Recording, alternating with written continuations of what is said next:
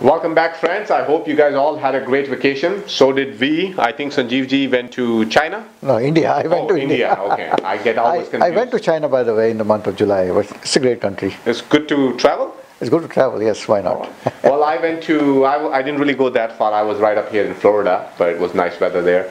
But I hope you guys all had some fun. You guys enjoyed your vacation, but now it's time to get back to business. And first business that we have to take care of every single year is usually the taxes. So I don't think Donald Trump has changed the tax deadline, has he? No, he can't do that. All right, so that's good. At least that thing has remained. But everything else is changing. Oh, everything is totally changing. Right. So one of the biggest news, obviously, is about the recent tax cuts. Now, a lot of people are excited. Wow, the tax is going to be lower. We talked a little bit about it last year. But as always, there's always ifs and buts. So we want to discuss all those ifs and buts. But to ask your questions, we strongly recommend that you register for our next webinar that is coming up just in a couple of weeks from now. On this webinar, Sanjeev ji will be available to answer all your questions. He will go over all the major reforms, all the changes that actually going to impact your last year tax return, and what can you do this year to avoid excess tax next year. So we're going to do all that, and obviously you get to ask your questions. So please do register for that webinar right away. You can just head on to our website, sanjeevcpa.com, and just easily register from there. Now, this morning when I checked, I think we had roughly about 150 registrations, Sanjeev ji. We accommodated about 200 people, so you got about 50 more seats left. So if you haven't registered, please go ahead and do so now, so that way we save your seat. Now, Sanjeev ji, one of the biggest things that everybody's talking about is the corporate tax rate. Right? 21%.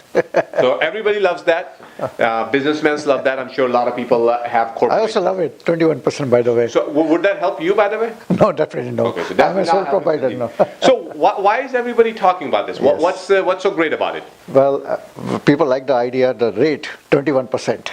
It's like I will give you discount or something that you will never use. Yes. Well, we are talking about the 21% is meant for C corporation. Okay. But really benefit each and every person?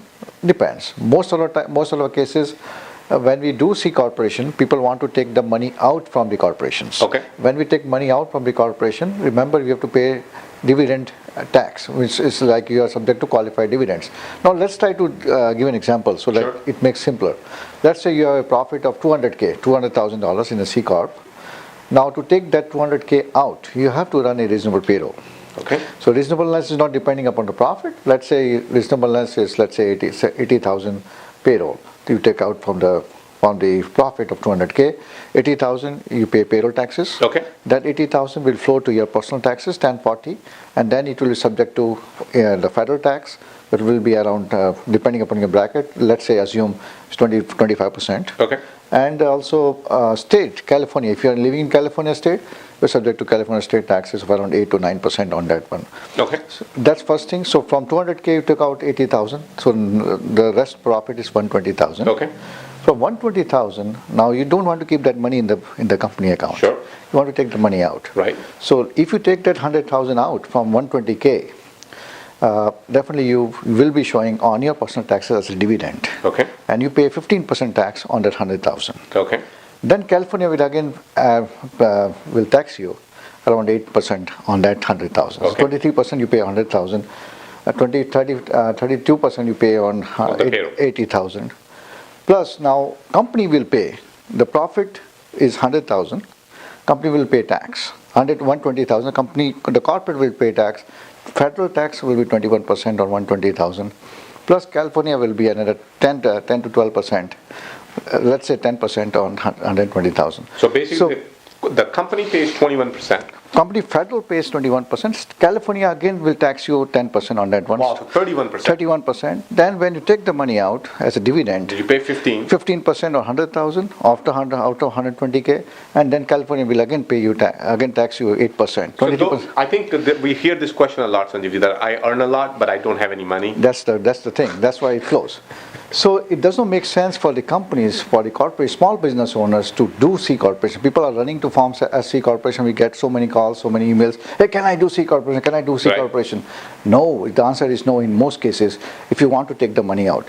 But where is it so important? In the areas where you want to reinvest that money in different businesses, or you want to buy a different business. For example, you want to buy a gas station from the existing C corporation, or you are looking for investors.